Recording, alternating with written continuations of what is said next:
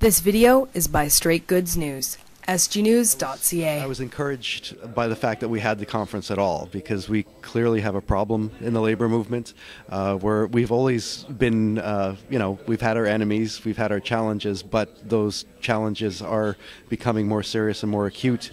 And we're facing a government in the Harper government that is more like sort of the American Tea Party right than anything we've ever seen in Canada. And so there's a whole range of forces arrayed against us, and they have a plan. They have a legislative plan, they have a communications plan, and they're targeting us. So if we're going to be successful in fighting back, we have to start having the conversations like we had today. So union communicators, union leaders, union spokespeople have to identify the problem, understand that it's real, and then start having conversations about how to deal with it. And so the conference today was really important. It was an important first step in doing that. I'm hoping that this is not the end of the discussion. In fact, I'll do everything that I can to make sure that it's not, because labor is being framed. That's the communications term, but it's almost like we're being set up by some very powerful people. And yeah, so I mean that's my concern. Like labor,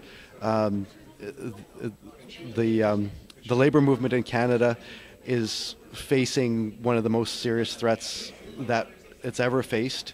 It's clear that there's a legislative agenda, there's a communications agenda, and it's happening, first at the national level with the Harper government, but we're also seeing this repeated at the provincial level in places like Saskatchewan especially, Alberta to slightly a lesser extent, but anywhere where there's these new style conservatives who, borrow more from the American Republican right, they've been emboldened by what they've seen south of the border.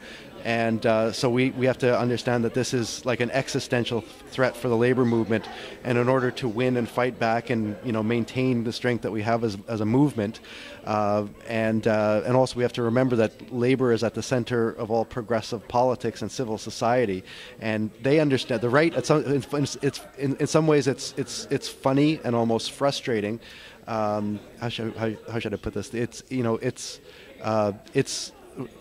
In some ways it's frustrating because the right seems to understand something about us which we sometimes forget ourselves, which is that labor is powerful, or at least potentially powerful.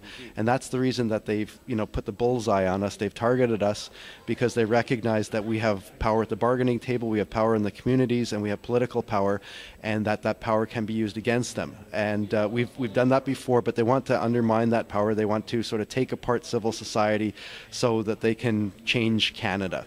And so that's really what this is about. And we have an obligation as a labor movement to get our act together, protect the labor movement, but also in doing so protect broader civil society.